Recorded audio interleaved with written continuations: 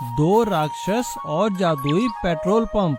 काली पहाड़ी वाले नीचे के मैदानी जंगल में बक और चक नाम के दो राक्षस कई सालों से रहते थे। वे दोनों राक्षस होने के बाद भी बहुत ही अच्छे थे। उन्होंने कभी किसी जीव को तंग नहीं किया।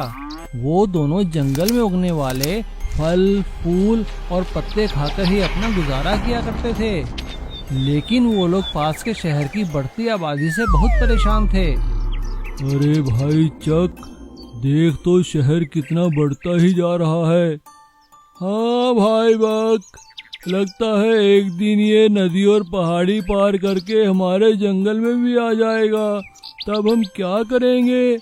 हाँ, मैंने तो सुना है कि इंसान हम राक्षसों से बहुत डरते हैं, और अब तो इंसानों के पास ऐसे ऐसे हथियार हैं कि वो हमें मार ही डालेंगे।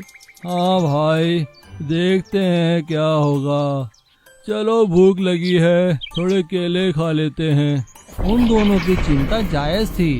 एक दिन उन्होंने देखा कि इंसानों ने काली पहाड़ी में सुरंग बनाकर एक सड़क बना ली है और वो लोग काफी सारी मशीनें लेकर जंगल में आ रहे हैं। ऐसा देखकर वो दोनों पहाड़ी के नजदीक एक जमीन के अंदर गुफा में छुप गए।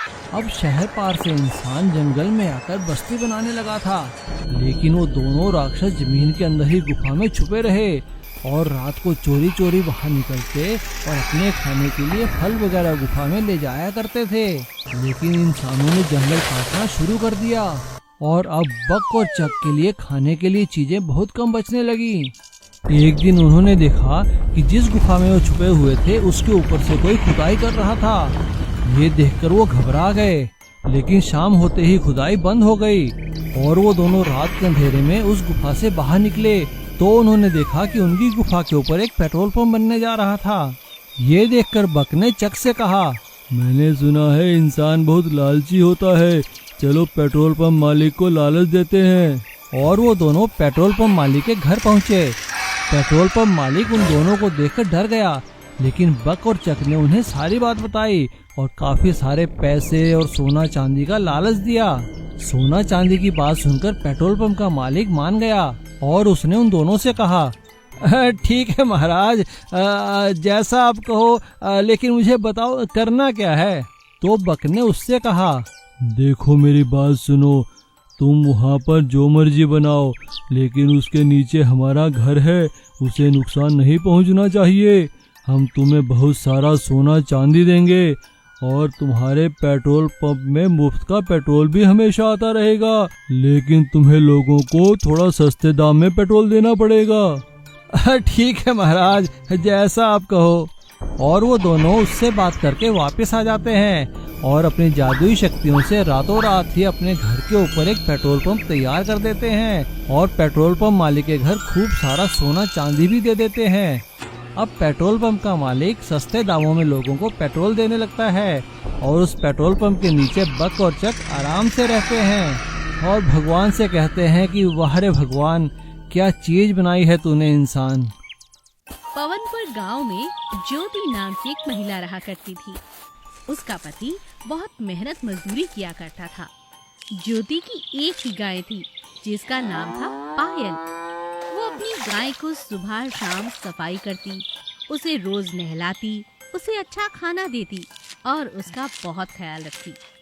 एक दिन उड़ते उड़ती एक मुर्गी उसके आंगन में आ गई। ज्योति ने मुर्गी को देखा। मुर्गी बहुत गंदी और मैली हुई पड़ी थी। अरे अरे अरे, कहाँ से आई हो? कितनी गंदी हो रखी हो। आओ, तुम्हें नहला देती हूँ। ज्योति मुर्गी को पानी से नहलाने लगती है। ये बात मुर्गी को बिल्कुल पसंद नहीं आती। जैसे तैसे ज्योति मुर्गी की सफाई करती है और उसे खाना खिलाती है। खाना खाने के बाद मुर्गी मजे से सो जाती है। जब वो शाम को उठती है तो देखती है कि ज्योति गाय का दूध निकाल रही है और गाय इतनी चमक रही है क्योंकि वो हर रोज नहाती थी तो बहुत खूबसूरत लगती थी। गाय मुर्गी से कहती है, कैसी हो? कहाँ से आई हो? और ये तुम सुबह इतना परेशान क्यों थी नहाने पर? मुर्गी जवाब देती है, हाँ, मुझे नहाना पसंद नहीं। मैं तो अपने मालिक के यहाँ से भाग कर आई हूँ। 2-3 गांव पार करके आई हूँ। मेरा मालिक रोज मेरे अंडे ले जाता था और बाजार में बेच देता था। सोचा था किसी नए घर में जाकर रहूंगी, तो सोचा यहीं आ जाऊं। मगर ये नहाना धोना मुझे पसंद नहीं। तब गाय उसे समझाती है, अरे अरे, साफ सुथरी रहोगी तो कोई बीमारी नहीं लगेगी। और यहाँ अगर ज्योति के पास रहोगी ना, तो तुम्हें अपनी खूबसूरती का एहसास होगा। क्या कहा? खूबसूरती का एहसास? वो कैसे होता है? जब तुम सुबह यहाँ पर आई थी ना, इतनी मैली बदबूदार थी कि मैं क्या बताऊं। आओ जरा पानी के पास आओ और अपना चेहरा पानी में देखो, कैसा चमक रहा है नहाने के बाद। हाँ, ऐसा है क्या? फटाफट मुर्गी पानी के पास जाती है और अपना चेहरा देखकर बहुत खुश हो जाती है। अरे वाह, सच में मैं बहुत प्यारी लग रही हूँ। और मेरी आंखें, ओहो, ये तो सच में बहुत सुंदर है। लेकिन मैंने कभी अपने आप को इतना खूबसूरत पहले नहीं पाया।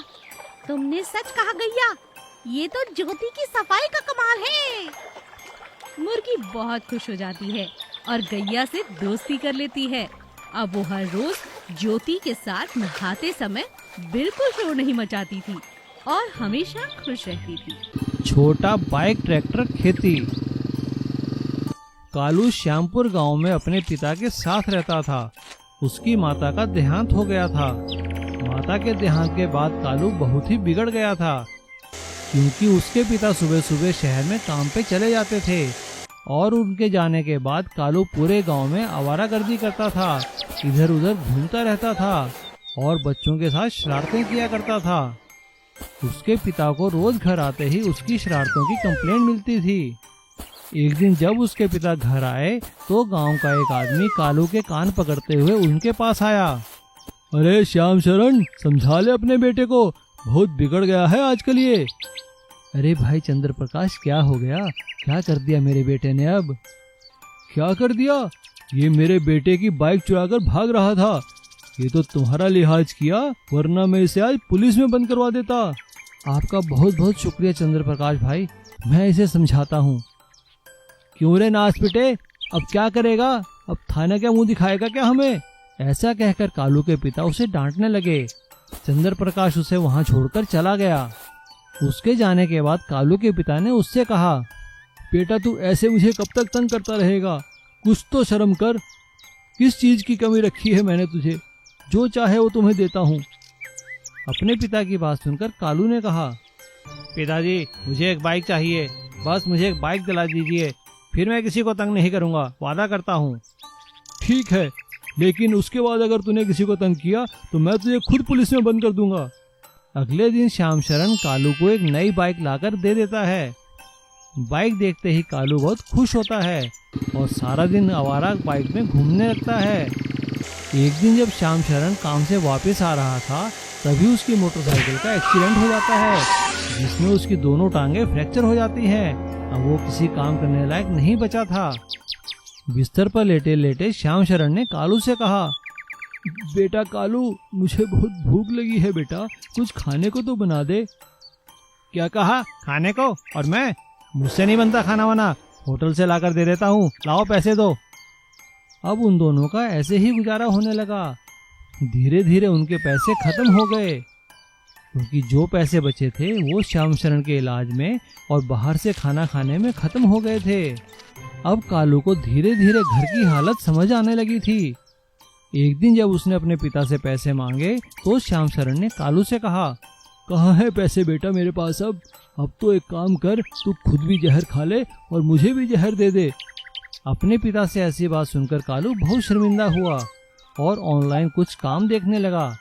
तभी अचानक उसने ऑनलाइन देखा कि कैसे एक बाइक में ट्रैक्टर के हल लगाकर खेती की जा सकती है। कालू को ये आइडिया बहुत अच्छा लगा। कालू ने अपने दोस्त मिस्त्री श्याम के पास जाकर अपनी बाइक में मिनी ट्रैक्टर वाले हल लगवा लिए थे। अब उसकी बाइक एक खेती करने वाला मिनी ट्रैक्टर बन गया था। अब कालू लोगों के खेतों में हल चलाने लगा, क्योंकि जिन लोगों के खेत छोटे थे और जहां ट्रैक्टर नहीं जा सकता था, वहाँ पर बाइक वाला हल चलाकर बहुत अच्छे से काम होने लगा। कालू का काम चल निकला, उसकी अच्छी कमाई होने लगी। अपने बेटे को मेहनत करता देख श्याम शरण बहुत खुश हुआ। वो दोनों बड़ी खुशी खुशी रहने लगे।